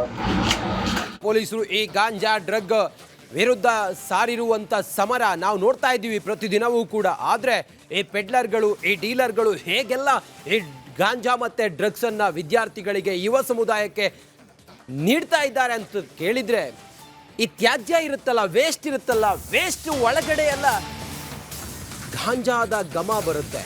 ಹಳೆಯ ಕಟ್ಟಡಗಳ ತ್ಯಾಜ್ಯದ ಅಡಿಯಲ್ಲಿ ಇವರು ಶೇಖರಿಸಿರ್ತಾರೆ. ಲೊಕೇಶನ್ ಮಾರ್ಕ್ ಮಾಡಿ ಫೋಟೋ ತೆಗೆದು ಆನಂತರ ಕಳಿಸ್ತಾರೆ. ಗಾಂಜಾ ಸೇವಿಸುವಾತ ಅಲ್ಲಿಗೆ ಹೋಗಿ ತೆಗೆದುಕೊಳ್ಬೇಕು. ಕೇವಲ ಫೋನ್ ಕಾಲ್ನಲ್ಲಷ್ಟೇ ಸಂಪರ್ಕ, ಮುಖಾಮುಖಿ ಇಲ್ಲ. ಅವನು ಯಾರು ಅಂಥೇಳಿ ಗೊತ್ತಾಗೋದಿಲ್ಲ. ರಿಪಬ್ಲಿಕ್ ಕನ್ನಡದ ಕ್ಯಾಮ್ರಾದಲ್ಲಿ ಸೆರೆಯಾಯಿತು ಇಡೀ ದೃಶ್ಯ. ಢೇರಿಂಗ್ ಸ್ಟಿಂಗ್ ಆಪರೇಷನ್ ಅರವಿಂದ್. ಹಳೆಯ ಕಟ್ಟಡಗಳ ತ್ಯಾಜ್ಯ ಇದೆಯಲ್ಲ, ಅದ್ರ ಒಳಗಡೆ ಫೋಟೋ ತೆಗೆದು ಕಳಿಸ್ತಾರೆ. ಈ ಜಾಗದಲ್ಲಿ ಇಟ್ಟಿದ್ದೀನಿ, ಹೋಗಿ ತಗೊಳ್ಳಿ ಅಂತ ಹೇಳಿ. ಆತ ಯಾರಂತ ಗೊತ್ತಾಗೋದಿಲ್ಲ, ಆತ ಯಾರಂತ ಗೊತ್ತಿಲ್ಲ. ಫೋಟೋ ಕಳಿಸಿದ್ನಲ್ಲ, ಇಲ್ಲಿದೆ ಅಂತ ಹೇಳಿದ್ನಲ್ಲ, ಲೊಕೇಶನ್ ಕಳಿಸಿದ್ನಲ್ಲ, ಆತ ಯಾರಂತ ಗೊತ್ತಾಗೋದಿಲ್ಲ. ಅಲ್ಲಿ ಹೋಗಿ ಆ ಸಿಮೆಂಟಿನ ಕಲ್ಲಿದೆಯಲ್ಲ, ಅದನ್ನ ಎತ್ತಿ ನೋಡಿದಾಗ ಅಲ್ಲಿ ಒಳಗಡೆ ಗಾಂಜಾ ಇರುತ್ತೆ. ಇದೆಲ್ಲವೂ ಕೂಡ ಒಂದು ಕೆಲಸ ಆಗ್ತಾ ಇರುತ್ತೆ. ರಿಪಬ್ಲಿಕ್ ಕನ್ನಡ ಆ ಕರಾಳ ಮುಖವನ್ನ ಈಗ ತೆರೆದಿಡುವಂತ ಪ್ರಯತ್ನವನ್ನ ಮಾಡ್ತಾ ಇದೆ. ನನ್ನ ಕಲೀಗ ಅರವಿಂದ್ ಡೇರಿಂಗ್ ಸ್ಟಿಂಗ್ ಆಪರೇಷನ್ ಮಾಡಿ ಎಲ್ಲವನ್ನು ಕೂಡ ಎಳೆಯಾಗಿ ಈ ಡ್ರಗ್ ಘಾತುಕ ಶಕ್ತಿಗಳಿದಾವಲ್ಲ, ಸಮಾಜ ಘಾತುಕ ಶಕ್ತಿಗಳು, ಡ್ರಗ್ ಮತ್ತು ಸಿಕ್ತು ಫೈನಲಿ. ಒಂದೇ ನಿಮಿಷ. ಡ್ರಗ್ ಮತ್ತು ಗಾಂಜಾ ಹೇಗೆಲ್ಲ ಆವರಿಸ್ಕೊಳ್ತಾ ಇದೆ ಬೆಂಗಳೂರಿನಲ್ಲಿ ಅನ್ನೋದನ್ನ ತಾವು ನೋಡ್ತಾ ಇದ್ರಿ. ಇದಕ್ಕೆಲ್ಲದಕ್ಕೂ ಹಂಟರ್ ಅಂತ ಕರೀತಾರೆ. ಕೋಡ್ ವರ್ಡ್ ಬಳಸ್ತಾರೆ ಅಂತ ನಾವು ಆಗ ಹೇಳಿದ್ವಲ್ಲ. ವಾಟ್ಸಪ್ನಲ್ಲಿ ಚಾಟ್ ಮಾಡ್ತಾರೆ, ಕಾಲ್ ಮಾಡ್ತಾರೆ, ವಾಟ್ಸಪ್ ಕಾಲ್ ಮಾಡ್ತಾರೆ, ಯಾರು ಅಂತ ಹೇಳಿ ಗೊತ್ತಾಗೋದಿಲ್ಲ, ಮಾರ್ಕ್ ಮಾಡ್ತಾರೆ, ಲೊಕೇಶನ್ ಕಳಿಸ್ತಾರೆ, ಫೋಟೋ ಕಳಿಸ್ತಾರೆ. ಇದೆಲ್ಲ ಅವರು ಮಾಡುವಂತ ಡೀಲಿಂಗ್, ಪೆಡ್ಲಿಂಗ್ ಇದೆಯಲ್ಲ, ಇದಕ್ಕೆ ಹಂಟರ್ ಅಂತ ಕರೀತಾರೆ. ಇದನ್ನ ಸೇವಿಸಿದ ಯಾರೋ ವಿದ್ಯಾರ್ಥಿ ಅಮಲೇರಿಸಿಕೊಂಡು ಸಮಾಜ ಘಾತುಕ ಶಕ್ತಿಗಳಲ್ಲಿ ಆತ ಭಾಗಿಯಾಗ್ತಾನೆ. ಹಂಟರನ್ನ ಬೇಟೆ ಮಾಡುವಂಥ ಕೆಲಸವನ್ನು ರಿಪಬ್ಲಿಕ್ ಕನ್ನಡ ಬೇಟೆಯಾಡಿದೆ. ಹಂಟರ್ ಹೀಗೆಲ್ಲ ಪ್ಲಾನನ್ನು ಮಾಡ್ತಾನೆ, ಅದನ್ನು ಎಲ್ಲಿ ಬಚ್ಚಿಟ್ಟಿರ್ತಾನೆ. ಪೊಲೀಸರು ಹೋಗ್ತಾರೆ ಆ ಹಂಟರ್ನ ಹುಡ್ಕೊಂಡು, ಅವನ ಮನೆ, ಅವನಿರುವಂಥ ರೂಮ್ ಎಲ್ಲ ಕಡೆ ಹುಡ್ಕೋದ್ರೆ ಏನು ಸಿಗಲ್ಲ. ಯಾಕಂದರೆ ಎಲ್ಲಿರುತ್ತೆ, ಮನೇಲಿ ಇಟ್ಟರಲ್ಲ, ಎಲ್ಲೋ ಒಂದು ಕಡೆ ಒಂದು ಲೊಕೇಶನಲ್ಲಿ ಪಾಳು ಬಿದ್ದಿರುವಂಥ ಕಟ್ಟಡದಲ್ಲಿ, ಕಸದ ರಾಶಿಯಲ್ಲಿ, ಅವಶೇಷಗಳ ಅಡಿಯಲ್ಲಿ ಆ ಹಂಟರ್ ಅದನ್ನು ಮಚ್ಚಿಟ್ಟಿರ್ತಾರೆ. ಇನ್ನೊಂದು ವಿಚಾರ ಅಂತ ಹೇಳಿದ್ರೆ, ಇವರು ಆನ್ಲೈನ್ನಲ್ಲಿ ರಾಜಾರೋಷವಾಗಿ ಈ ಗಾಂಜಾವನ್ನು ಮಾರಾಟ ಮಾಡ್ತಾರೆ. ಆ ಆನ್ಲೈನ್ನಲ್ಲಿ ಆತ ಸಪ್ಲೈ ಮಾಡ್ತಾನಲ್ಲ, ಅಂದರೆ ಆನ್ಲೈನಲ್ಲಿ ಡೆಲಿವರಿ ಬಾಯ್ ಇರ್ತಾನಲ್ಲ, ಆತನಿಗೆ ಆ ಆನ್ಲೈನ್ ಆರ್ಡ್ರ್ ಮಾಡಿದಂಥ ಪಾರ್ಸೆಲ್ ಒಳಗಡೆ ಏನಿದೆ ಅಂಥೇಳಿ ಗೊತ್ತಾಗೋದಿಲ್ಲ. ನೋಡಿ, ನಮ್ಮ ಕಲೀಗ್ ಅರವಿಂದ್ ಅವರನ್ನು ಕೂಡ ನೋಡಿ ಗಮನಿಸ್ತಾ ಇದ್ದೀರಲ್ಲ ನೀವು, ಇದೆಲ್ಲವನ್ನು ಭೇದಿಸಿದ್ರಲ್ಲ. ಇನ್ವೆಸ್ಟಿಗೇಷನ್ನ ಜರ್ನಲಿಸಮ್ನ ಭಾಗವಾಗಿ ನಾವು ಒಂದೊಂದೇ ನಿಮ್ಮ ಮುಂದೆ ಎಳೆ ಎಳೆಯಾಗಿ ಬಿಚ್ಚಿಡ್ತಾ ಇದೀವಲ್ಲ, ಆ ಆಪರೇಷನ್ ಹೆಂಗೆಲ್ಲ ಮಾಡಿದ್ವಿ ಅನ್ನೋದನ್ನ ತೋರಿಸ್ತಾ ಇದೀವಿ ನೋಡಿ. ವಾಟ್ಸ್ಆಪ್ ನಲ್ಲಿ ಡೆಲಿವರಿ ಬಾಯ್ಗೆ ಏನು ಕೆಲಸ? ಹೌದು, ಯಾರೋ ಪಾರ್ಸಲ್ ಕೊಡ್ತಾರೆ, ತಗೊಳ್ತಾನೆ, ಪಾರ್ಸಲ್ ತೊಗೊಂಡಾಗ ಎಲ್ಲಿ ರೀಚ್ ಮಾಡಬೇಕು ಮಾಡ್ತಾನೆ. ಒಂದು 100 ರೂಪಾಯಿ 150 ರೂಪಾಯಿಗೆ ಆತನ ಕೆಲಸ, ಅವನ ಕೆಲಸ ಅವ್ನು ಮಾಡ್ತಾನೆ. ಆದರೆ ಇಲ್ಲಿ ನಾವು ಡೆಲಿವರಿ ಬಾಯ್ಗಳನ್ನ ದೂಷಿಸ್ತಾ ಇರೋದಲ್ಲ, ಆದರೆ ಅವ್ರಿಗೇನು ಗೊತ್ತಿರೋದಿಲ್ಲ. ಯಾರು ಇಲ್ಲಿ ಹಂಟರ್ ಇರ್ತಾನೆ ಅವನು ಒಂದು ಜಾಗದಲ್ಲಿ ನಿಂತು ಪಾರ್ಸಲ್ ಕೊಡ್ತಾನೆ, ಯಾರಿಗೆ ತಲುಪಿಸ್ಬೇಕೋ ಅಡ್ರೆಸ್ ಕೊಡ್ತಾನೆ, ಅಲ್ಲಿ ಹೋಗಿ ಅದು ತಲುಪುತ್ತೆ.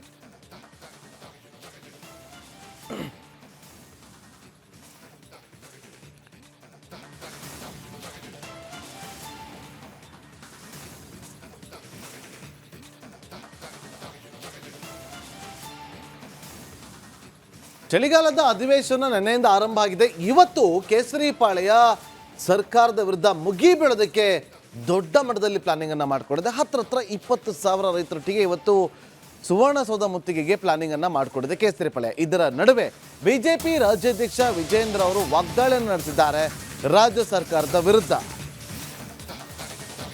ಸಿದ್ದರಾಮಯ್ಯ ಮೇಲೆ ಬಿಜೆಪಿ ರಾಜ್ಯಾಧ್ಯಕ್ಷ ವಿಜೇಂದ್ರ ಅವರು ಮುಗಿಬಿದ್ದಿದ್ದಾರೆ. ಮೊದಲಿಗೆ ಗೊಬ್ಬರ ಕೊಡದೆ ಮಣ್ಣು ತಿನ್ನುವಂತೆ ಮಾಡಿದ್ರಿ, ಈಗ 50 ಕ್ವಿಂಟಾಲ್ ಮೆಕ್ಕೆಜೋಳ ಖರೀದಿ ಅಂತ ನಾಟಕ ಆಡ್ತಾ ಇದ್ದೀರಾ ಅಂತೇಳಿ ಕೇವಲ ಬರೀ ನಾಟಕ ಆಡೋದಷ್ಟೇ ಅವ್ರಿಗೆ ಗೊತ್ತಿರೋದು. ರಿಪಬ್ಲಿಕ್ ಕನ್ನಡಕ್ಕೆ ವಿಜೇಂದ್ರ ಅವರು ಎಕ್ಸ್ಕ್ಲೂಸಿವ್ ಆಗಿ ಮಾತಾಡಿದ್ದಾರೆ ನೋಡಿ.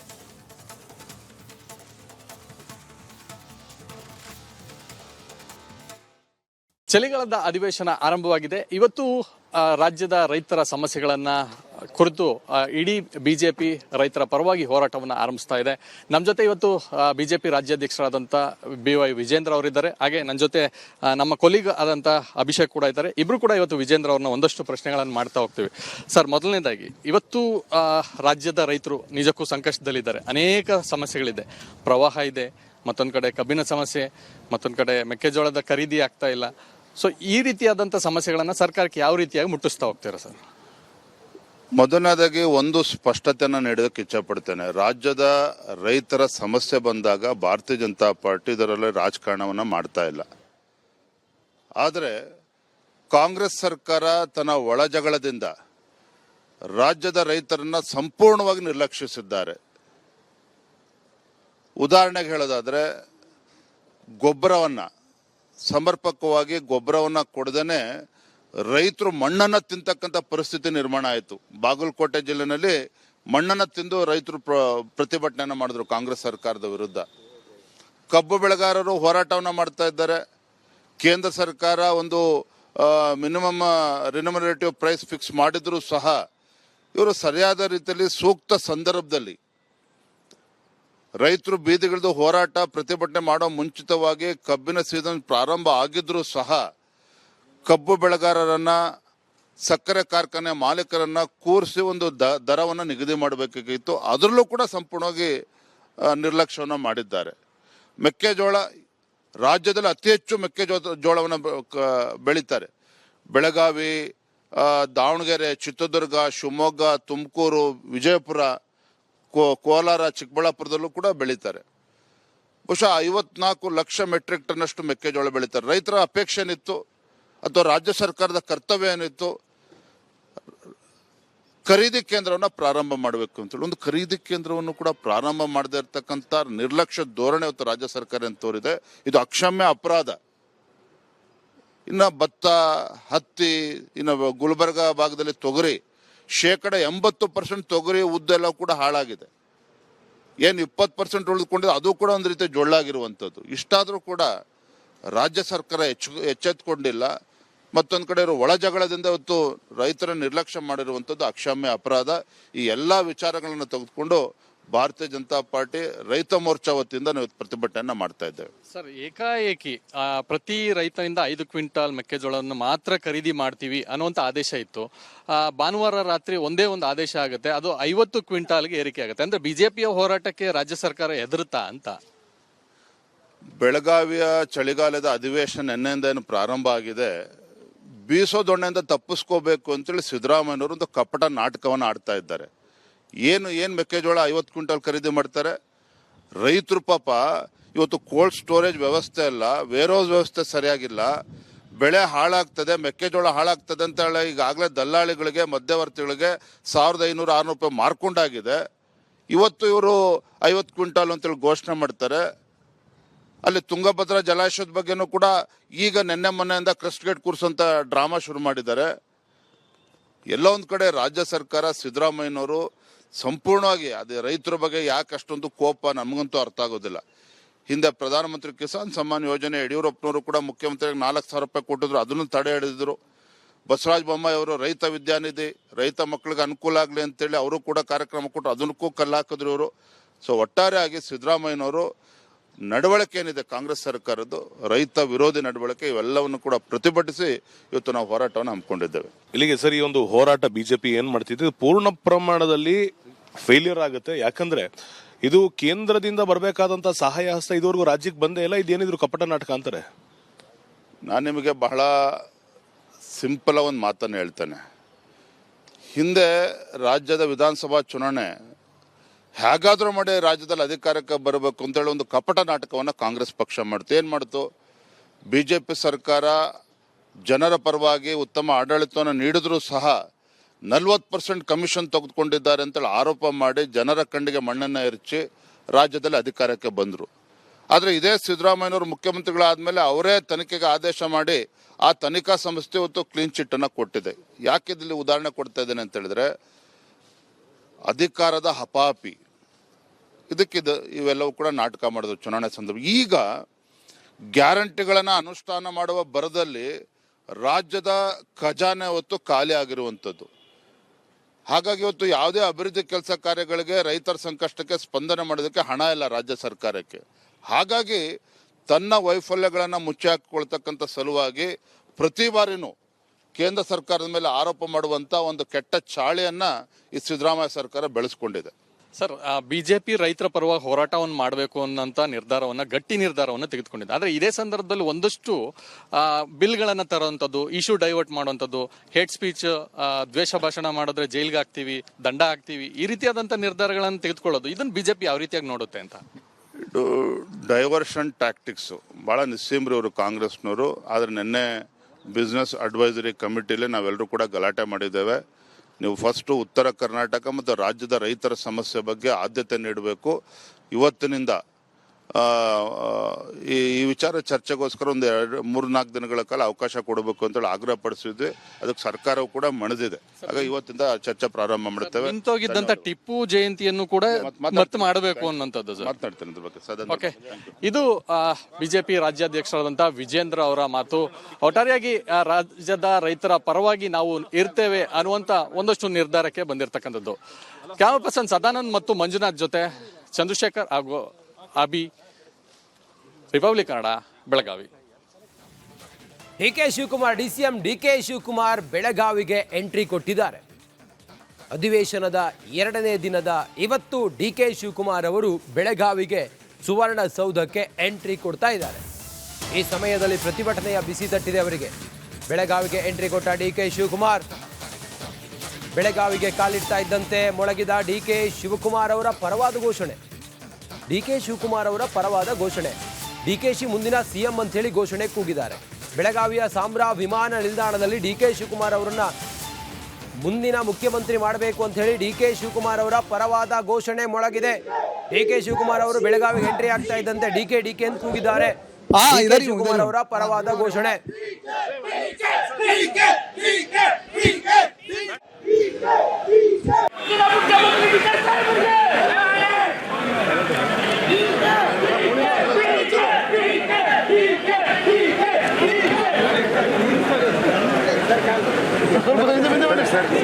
ಮುಂದಿನ ಮುಖ್ಯಮಂತ್ರಿ DK ಸಾಹೇಬರಿಗೆ, ಮುಂದಿನ ಮುಖ್ಯಮಂತ್ರಿ DK ಸಾಹೇಬರಿಗೆ, ಮುಂದಿನ ಮುಖ್ಯಮಂತ್ರಿ DK ಸಾಹೇಬರಿಗೆ.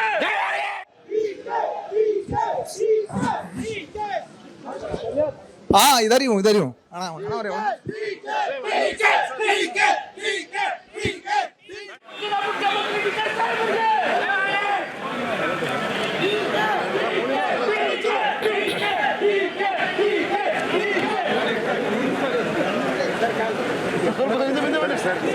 ಮುಂದಿನ ಮುಖ್ಯಮಂತ್ರಿ DK ಸಾಹೇಬರಿಗೆ, ಮುಂದಿನ ಮುಖ್ಯಮಂತ್ರಿ DK ಸಾಹೇಬರಿಗೆ, ಮುಂದಿನ ಮುಖ್ಯಮಂತ್ರಿ DK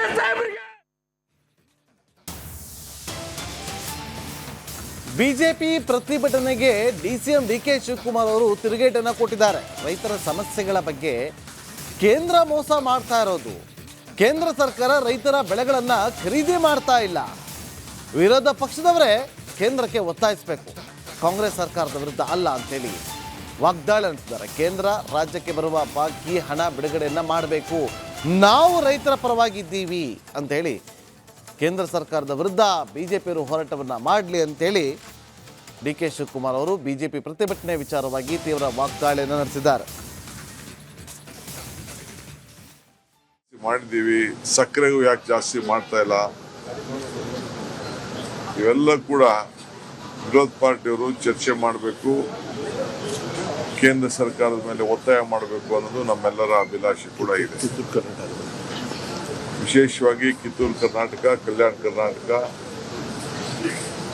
ಇಲ್ಲಿ ಏನೇನಾಗಬೇಕು ಅನ್ನೋದು ಕೇಂದ್ರ ಸರ್ಕಾರದ ಬಾಕಿ ಹಣ ಬಿಡುಗಡೆಗೆ ಒತ್ತಾಯ ಮಾಡಬೇಕು, ರೆಸಲ್ಯೂಷನ್ಗಳು ಮಾಡಿಸ್ಬೇಕು, ಅವರೇ ಮಂಡಿಸಬೇಕು ಅನ್ನೋದು ಕೂಡ ನಮ್ಮ ಆಶಯ ಇದೆ. ಈ ನಿಟ್ಟಿನಲ್ಲಿ ಈ ಅಸೆಂಬ್ಲಿ ಸೆಷನ್ ನಡೀತದೆ ಅಂತೇಳಿ ನಾವು ಭಾವಿಸ್ಕೊಂಡು, ನಾವು ರೈತರ ಪರವಾಗಿ ತೆಗೆದುಕೊಂಡಂಥ ತೀರ್ಮಾನ ಇದೆಯಲ್ಲ, UKP ಇರ್ಬೋದು, ಕಬ್ಬಂದು ಇರ್ಬೋದು, ಮೆಕ್ಕೆಜೋಳ ಇರ್ಬೋದು, ಯಾವ್ದಾದ್ರು ಅವರ ಸರ್ಕಾರ ಇದ್ದಾಗ ಇಂಥ ದಿಟ್ಟವಾದಂಥ ತೀರ್ಮಾನ ತೆಗೆದುಕೊಂಡಿದ್ರ? ಮೆಕ್ಕೆಜೋಳ ಇಂಥವ್ರು ಇಷ್ಟು ಖರೀದಿ ಮಾಡಬೇಕು ಅಂತೇಳಿ ತೀರ್ಮಾನ ತೆಗೆದುಕೊಂಡು, ಕಬ್ಬದಕ್ಕೆ ಫ್ಯಾಕ್ಟ್ರಿಯವರೆಲ್ಲ ಬಡ್ಕೋತಾ ಇದ್ದಾರೆ, ಎಲ್ಲ ನಾವೆಲ್ಲ ನ್ಯಾಯ ಕೊಡೋ ಪರಿಸ್ಥಿತಿ ಬಂದಿದೆ, ಮುಚ್ಚೋ ಪರಿಸ್ಥಿತಿ ಬಂದಿದೆ ಅಂತ ಫ್ಯಾಕ್ಟ್ರಿಯವ್ರು ಹೇಳ್ತಾ ಇದ್ದಾರೆ. ಇಲ್ಲ, ನೀನು ಇಷ್ಟು ಕೊಡು, ನಾವು ಇಷ್ಟು ಕೊಡ್ತೀವಿ ಅಂತೇಳಿ ಅವ್ರ ಮೇಲೆ ಒತ್ತಾಯ ಆಗ್ತಾ ಇದ್ದೀವಿ. ಇದು MRP ಬೆಲೆ ಫಿಕ್ಸ್ ಮಾಡೋರು ಯಾರು? ಕೇಂದ್ರ ಸರ್ಕಾರದ್ದು. ಸಕ್ಕರೆ ಬೆಲೆ 10 ವರ್ಷದಿಂದ ಜಾಸ್ತಿ ಮಾಡಿಲ್ಲ, ಆ ಫ್ಯಾಕ್ಟ್ರಿಗೆ ಸಹಾಯ ಮಾಡೋಕ್ಕೆ ಯಾಕೆ ಅವ್ರು ತೀರ್ಮಾನ ಮಾಡ್ತಾ ಇಲ್ಲ? ಆದರೂ ನಾವು ಅವ್ರಿಗೆ ಒತ್ತಾಯ ಮಾಡ್ತಾ ಇದ್ದೀವಿ, ನಿಂಗೆ ಲಾಸ್ ಆದ ಚಿಂತೆ ಇಲ್ಲ, ರೈತ ಬದುಕಬೇಕು ಅಂತೇಳಿ ಹೋರಾಟ ಮಾಡಬೇಕಾದ್ದು ರೈತರೆಲ್ಲ, ಬಿಜೆಪಿಯವರೆಲ್ಲ. ಮತ್ತಷ್ಟು ಮಾಹಿತಿಯನ್ನು ಕೊಡೋದಕ್ಕೆ ನಮ್ಮ ಪೊಲಿಟಿಕಲ್ ರಿಪೋರ್ಟರ್ ಬಸವರಾಜ್ ನೇರ ಸಂಪರ್ಕದಲ್ಲಿ ಜಾಯ್ನ್ ಆಗಿದ್ದಾರೆ. ಬಸವರಾಜ್, ಒಂದು ಕಡೆ ಬಿಜೆಪಿ ಪ್ರತಿಭಟನೆಗೆ ಸಿದ್ಧತೆಯನ್ನ ಮಾಡಿಕೊಂಡಿದೆ, ಮತ್ತೊಂದು ಕಡೆ ಡಿ ಕೆ ಶಿವಕುಮಾರ್ ಅವರು ವ್ಯಂಗ್ಯವಾಡಿದ್ದಾರೆ, ವಾಗ್ದಾಳಿಯನ್ನ ಕೂಡ ನಡೆಸಿದ್ದಾರೆ. ಇಲ್ಲಿ ಯಾರು ಸರಿ ಯಾರು ತಪ್ಪು ಅನ್ನೋದಕ್ಕಿಂತ ಇವತ್ತು ಏನಾಗುತ್ತೆ, ಇದರ ಉದ್ದೇಶಗಳೇನು?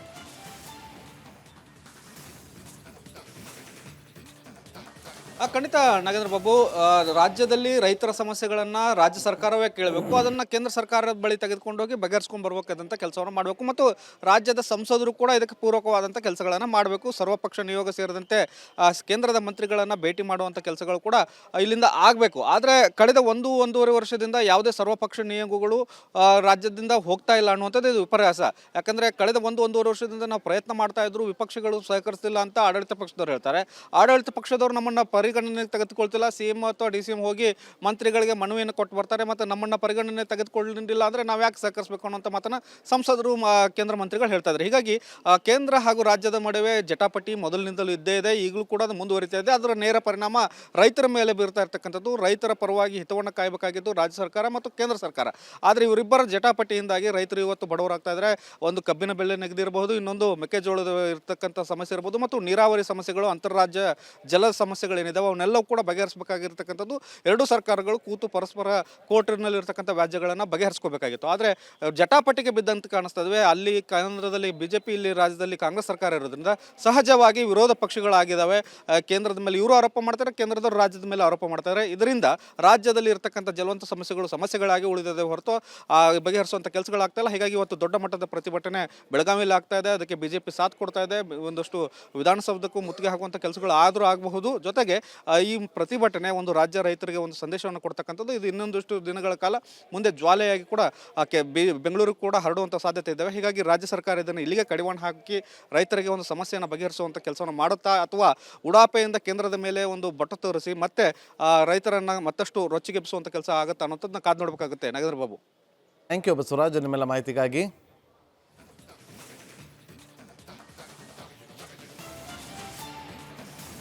ಮುಖ್ಯಮಂತ್ರಿಗಳ ಕುರ್ಚಿ ಕಾಳಗ ನಡೀತಾ ಇದೆ. ಇದರ ನಡುವೆ MLC ಚನ್ನರಾಜ ಹಟ್ಟಿಹೊಳಿಯವರ ಇದೊಂದು ಪೋಸ್ಟ್ ಈಗ ಭಾರೀ ಚರ್ಚೆ ಕಾರಣ ಆಗ್ತಾ ಇದೆ. ಸಿಎಂ ಕುರ್ಚಿ ಜಟಾಪಟಿಯ ನಡುವೆ ಚಂದ್ರರಾಜ್ ಹಟ್ಟಿಹೊಳಿ ಅವರ ಈ ಪೋಸ್ಟ್ ಈಗ ಇದೆಲ್ಲದಕ್ಕೂ ಕೂಡ ತುಪ್ಪ ಸುರಿದಂಗೆ ಆಗಿದೆ. ಅವ್ರು ಏನು ಹೇಳಿದ್ದಾರೆ? ಮುಖ್ಯಮಂತ್ರಿ DK ಶಿವಕುಮಾರ್ ಅಂತ ಹೇಳಿ ಪೋಸ್ಟ್ ಮಾಡಿದ್ದಾರೆ. MLC ಚಂದ್ರರಾಜ್ ಹಟ್ಟಿಹೊಳಿ ಅವರು ಮಾಡಿರುವ ಪೋಸ್ಟ್. ಬೆಳಗಾವಿಗೆ DK ಶಿವಕುಮಾರ್ ಬಂದ ಹಿನ್ನೆಲೆ ಪೋಸ್ಟ್ ಮಾಡಿದ್ದ ಚಂದ್ರರಾಜ್ ಹಟ್ಟಿಹೊಳಿ ಅವರ ಇದೊಂದು ಪೋಸ್ಟ್ ಈಗ ಚರ್ಚೆಗೆ ಗ್ರಾಸವಾಗಿದೆ. ಸಿಎಂ ಕುರ್ಚಿ ಕುಸ್ತಿ ನಡೀತಾ ಇದೆ, ಚರ್ಚೆಗೆ ಗ್ರಾಸವಾಗಿದೆ ಚಂದ್ರರಾಜ್ ಹಟ್ಟಿಹೊಳಿ ಅವರ ಇದೊಂದು ಪೋಸ್ಟ್.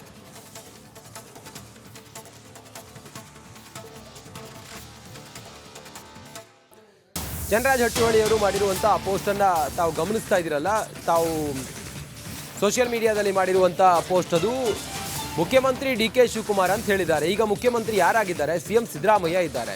ಚರ್ಚೆ ಇರಲಿ ಏನೇ ಇರಲಿ, ರಾಜ್ಯಕ್ಕೆ ಮುಖ್ಯಮಂತ್ರಿ ಅಂತ ಹೇಳಿರೋದೀಗ ಮುಖ್ಯಮಂತ್ರಿ ಸಿದ್ದರಾಮಯ್ಯನವರು. DK ಶಿವಕುಮಾರ್ ಅವರು ಉಪಮುಖ್ಯಮಂತ್ರಿ ಆಗಿದ್ದಾರೆ. ಆದರೆ ಕಾಂಗ್ರೆಸ್ ಪಾಳ್ಯದಲ್ಲಿ ಕೆಲ ನಾಯಕರುಗಳು ಮುಖ್ಯಮಂತ್ರಿ ಸಿದ್ದರಾಮಯ್ಯ ಅನ್ನೋದು ಬಿಟ್ಟು ಮುಖ್ಯಮಂತ್ರಿ DK ಶಿವಕುಮಾರ್ ಅಂತೇಳಿ ಎಲ್ಲ ಹೇಳ್ತಾ ಹೋದರೆ ಅದು ಏನಾಗುತ್ತೆ? ವಿರುದ್ಧ ಆಂತರಿಕವಾದಂಥ ಪಾಲಿಟಿಕ್ಸೋ ಅಥವಾ ಅವರ ಬಗೆಗಿನ ತಮ್ಮ ಅಭಿಮಾನ ಏನೇ ಇರಲಿ, ಆದರೆ ತಾವೊಬ್ಬರು MLC ಆಗಿ ಹಿಂಗೆಲ್ಲ ಹೇಳೋದು ಜನರಿಗೆ ಏನು ಸಂದೇಶ ರವಾನೆ ಆಗುತ್ತೆ ಅನ್ನೋದು ಕೂಡ ಇಲ್ಲಿ ಆಲೋಚನೆ ಮಾಡಬೇಕಲ್ಲ. ಚಂದ್ರರಾಜ್ ಹಟ್ಟಿಹೊಳಿ ಅವರ ಈ ಹೇಳಿಕೆ ಈಗ ಇದೊಂದು ಸ್ಟೇಟ್ಮೆಂಟೇ ಪೋಸ್ಟೇ ಈಗ ಚರ್ಚೆಗೆ ಗ್ರಾಸ ಆಗಿರೋದು. ಮುಂದುವರೆದು ಗಮನಿಸ್ತಾ ಹೋದರೆ ಚಂದ್ರರಾಜ್ ಹಟ್ಟಿಹೊಳಿ ಅವರ ಈ ಪೋಸ್ಟ್ ಉಪಮುಖ್ಯಮಂತ್ರಿ DK ಶಿವಕುಮಾರ್ ಅಂಥೇಳಿ ಇದೆಲ್ಲ ಚರ್ಚೆ ಆದ ನಂತರ ರಿಪಬ್ಲಿಕ್ ಕನ್ನಡದಲ್ಲಿ ವರದಿ ಆದ ನಂತರ ಎಡಿಟ್ ಮಾಡಿದ್ದಾರೆ. ಮೊದಲು ಅವರು ಮುಖ್ಯಮಂತ್ರಿ DK ಶಿವಕುಮಾರ್ ಅಂಥೇಳಿ ಹೇಳಿದರು. ರಿಪಬ್ಲಿಕ್ ಕನ್ನಡದಲ್ಲಿ ವರದಿ ಪ್ರಸಾರ ಆದ ನಂತರ ಉಪಮುಖ್ಯಮಂತ್ರಿ DK ಶಿವಕುಮಾರ್ ಅಂಥೇಳಿ ತಿದ್ದುಪಡಿ ಮಾಡಿದ್ದಾರೆ. ಕೂಡಲೇ ಹಳೆ ಪೋಸ್ಟನ್ನು ಡಿಲೀಟ್ ಮಾಡಿದ್ದಾರೆ ಕಾಂಗ್ರೆಸ್ನ MLC ಚಂದ್ರರಾಜ್ ಹಟ್ಟಿಹೊಳಿ. ಯಾಕೆ ಬೇಕಿತ್ತಿದಲ್ಲ? ಏನೋ ಪೋಸ್ಟ್ ಮಾಡೋದಂತೆ, ಆನಂತರ ಅದನ್ನ ಎಡಿಟ್ ಮಾಡೋದಂತೆ, ಇದೆಲ್ಲ ಯಾಕೆ ಬೇಕಿತ್ತು? ಉಪಮುಖ್ಯಮಂತ್ರಿ DK ಶಿವಕುಮಾರ್ಗೆ ಸ್ವಾಗತ ಅಂತೇಳಿ ಪೋಸ್ಟ್ ಮಾಡಿದ್ದಾರೆ. ಇವತ್ತು ಬೆಳಿಗ್ಗೆನೇ DK ಶಿವಕುಮಾರ್ ಅವರು ಬೆಳಗಾವಿಗೆ ಹೋಗಿದ್ದಾರೆ. ಬೆಳಗಾವಿಗೆ ಹೋಗುವಾಗ ಅವರನ್ನು ವೆಲ್ಕಮ್ ಮಾಡೋ ಬರದಲ್ಲಿ ಚಂದ್ರರಾಜ್ ಹಟ್ಟಿಹೊಳಿ ಅವರು ಮುಖ್ಯಮಂತ್ರಿ DK ಶಿವಕುಮಾರ್ಗೆ ಸ್ವಾಗತ ಅಂಥೇಳಿ ಪೋಸ್ಟ್ ಮಾಡ್ತಾರೆ. ಮುಖ್ಯಮಂತ್ರಿ ಆಗ್ಬೋದು DK ಶಿವಕುಮಾರ್, ಆದರೆ ಈಗ ಸಿದ್ದರಾಮಯ್ಯನವರಲ್ವಾ ಮುಖ್ಯಮಂತ್ರಿ. ನಾವು ಇದೇ ಸುದ್ದಿ ಪ್ರಸಾರ ಆದ ನಂತರ ತಾವು ಮಾಡಿರುವಂಥ ಪೋಸ್ಟನ್ನು ಎಡಿಟ್ ಮಾಡಿದ್ದಾರೆ, ಉಪಮುಖ್ಯಮಂತ್ರಿ DK ಶಿವಕುಮಾರ್ ಅಂತೇಳಿ.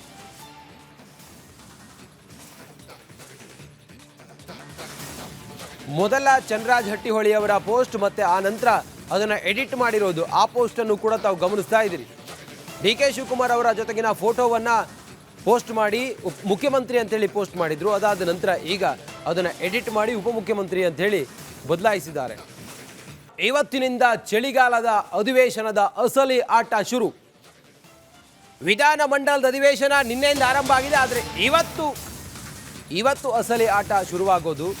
ರಾಜ್ಯ ಸರ್ಕಾರಕ್ಕೆ ಸಾಲು ಪ್ರತಿಭಟನೆಗಳ ಬಿಸಿ ಇವತ್ತಿನಿಂದ ಎದುರಾಗ್ತಾ ಇದೆ. ನಿನ್ನೆಯಿಂದ ಶುರುವಾಗಿದೆ. ರೈತರೊಂದಿಗೆ ಸುವರ್ಣಸೌಧಕ್ಕೆ ಕೇಸರಿ ಸೇನೆ ಬಿಜೆಪಿ ಮುತ್ತಿಗೆ ಹಾಕೋದಕ್ಕೆ ಹೊರಟಿದೆ. ರೈತರ ಜೊತೆಗೆ ಕೇಸರಿ ಸೇನೆ ಮುತ್ತಿಗೆ ಹಾಕೋದಕ್ಕೆ ಹೊರಟಿದೆ. ನಾನಾ ಸಂಘಟನೆಗಳು ಪ್ರತಿಭಟನೆಯನ್ನ ಮಾಡ್ತವೆ, ತಮ್ಮ ಬೇಡಿಕೆಗಳನ್ನ ಈಡೇರಿಸಬೇಕು ಅಂತ ಹೇಳಿ. ಆ ಮೂಲಕ ಸರ್ಕಾರದ ಗಮನ ಸೆಳೆಯೋದಕ್ಕೆ ಈ 10 ದಿನಗಳ ಕಾಲ ಚಳಿಗಾಲದ ಅಧಿವೇಶನ ನಿನ್ನೆಯಿಂದ ಶುರುವಾಯ್ತಲ್ಲ, ಮುಗಿಯೋವರೆಗೂ ಕೂಡ ಒಂದಲ್ಲ ಒಂದು ಸಂಘಟನೆಗಳು ಪ್ರತಿಭಟನೆಯನ್ನು ಮಾಡ್ತವೆ. ಆ ಮೂಲಕ ಸರ್ಕಾರವನ್ನು ಗಮನ ಸೆಳೆಯುವಂಥ ಪ್ರಯತ್ನ ಮಾಡ್ತವೆ. ಸುವರ್ಣಸೌಧಕ್ಕೆ ಕೇಸರಿ ಸೇನೆ ಮುತ್ತಿಗೆ ಹಾಕುವಂತಹ ಪ್ರಯತ್ನವನ್ನು ಕೂಡ ಇವತ್ತು ಮಾಡುತ್ತೆ. ಹೀಗಾಗಿ ರಾಜ್ಯದ ಬೇರೆ ಬೇರೆ ಜಿಲ್ಲೆಗಳಿಂದಲೂ ಕೂಡ ಹೆಚ್ಚಿನ ಬಂದೋಬಸ್ತ್ಗಾಗಿ ಪೊಲೀಸರನ್ನ ನಿಯೋಜನೆ ಮಾಡಿದ್ದಾರೆ. ಸುಮಾರು 6,500 ಇಂದ 7,000 ಪೊಲೀಸರು ಸದ್ಯಕ್ಕೀಗ ಬಂದೋಬಸ್ತ್ಗಿದ್ದಾರಂತೆ. ಸದ್ಯ ಸರ್ಕಾರದ ಗಮನ ಸೆಳೆಯೋದಕ್ಕೆ ನಾನಾ ರೀತಿಯಲ್ಲಿ ಪ್ರತಿಭಟನೆಗಳು ಇವತ್ತಿನಿಂದ ಆರಂಭ ಆಗುತ್ತೆ. ರೈತರು ಪ್ರತಿಭಟನೆ ಮಾಡ್ತಾರೆ, ಕನ್ನಡ ಸೇನೆಗಳು ಪ್ರತಿಭಟನೆ ಮಾಡ್ತವೆ, ಸೇರಿದಂತೆ ಬೇರೆ ಬೇರೆ ತಮ್ಮ ಬೇಡಿಕೆಗಳ ಈಡೇರಿಕೆಗಾಗಿ ಸುವರ್ಣಸೌಧದ ಕೂಗಳತೆ ದೂರದಲ್ಲೇ ಸೀಮಿತವಾದ ಜಾಗದಲ್ಲಿ ಪ್ರತಿಭಟನೆಗಳು ಇವತ್ತು ನಡೆಯುತ್ತೆ. ಮುತ್ತಿಗೆ ಹಾಕೋ ಪ್ರಯತ್ನವೂ ಕೂಡ ನಡೆಯುತ್ತೆ.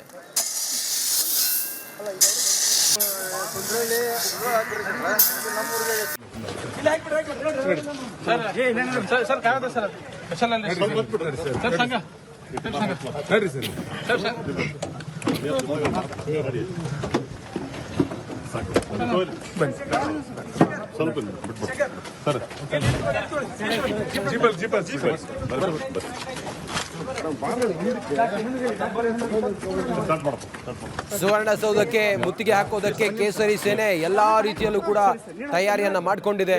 ಅದರಂತೆ ಪೊಲೀಸರು ಕೂಡ ಮುಂಜಾಗ್ರತಾ ಕ್ರಮವಾಗಿ ಹೆಚ್ಚಿನ ಬಂದೋಬಸ್ತನ್ನು ನಿಯೋಜಿಸಿದ್ದಾರೆ. ಇಡೀ ಆಡಳಿತ ಯಂತ್ರವೇ ಬೆಳಗಾವಿಗೆ ಶಿಫ್ಟ್ ಆಗಿರೋದ್ರಿಂದಾಗಿ ಮುಖ್ಯಮಂತ್ರಿಗಳು, ಉಪಮುಖ್ಯಮಂತ್ರಿಗಳು ಸೇರಿದಂತೆ ಎಲ್ಲ ಅಧಿಕಾರಿ ವರ್ಗವು, ಎಲ್ಲ ಕ್ಯಾಬಿನೆಟ್ನ ಸದಸ್ಯರು, ಎಲ್ಲ ಶಾಸಕರು ಬೆಳಗಾವಿಗೆ ಶಿಫ್ಟ್ ಆಗಿರೋದ್ರಿಂದಾಗಿ, ಬೆಳಗಾವಿಯಲ್ಲಿ ಆಡಳಿತ ಯಂತ್ರವೇ ಇರೋದ್ರಿಂದಾಗಿ ಪ್ರತಿಭಟನೆಗಳು ಸರ್ಕಾರಕ್ಕೆ ಇವತ್ತಿನಿಂದ ಬಿಸಿ ಮುಟ್ಟುತ್ತವೆ. ಇದರ ಕೆಂಪು ಬಣ್ಣ ಅದ್ಭುತ, ಖಾರ ಕಡಿಮೆ ಆದರೂ ರುಚಿಕರ. MDH ಕಾಶ್ಮೀರಿ.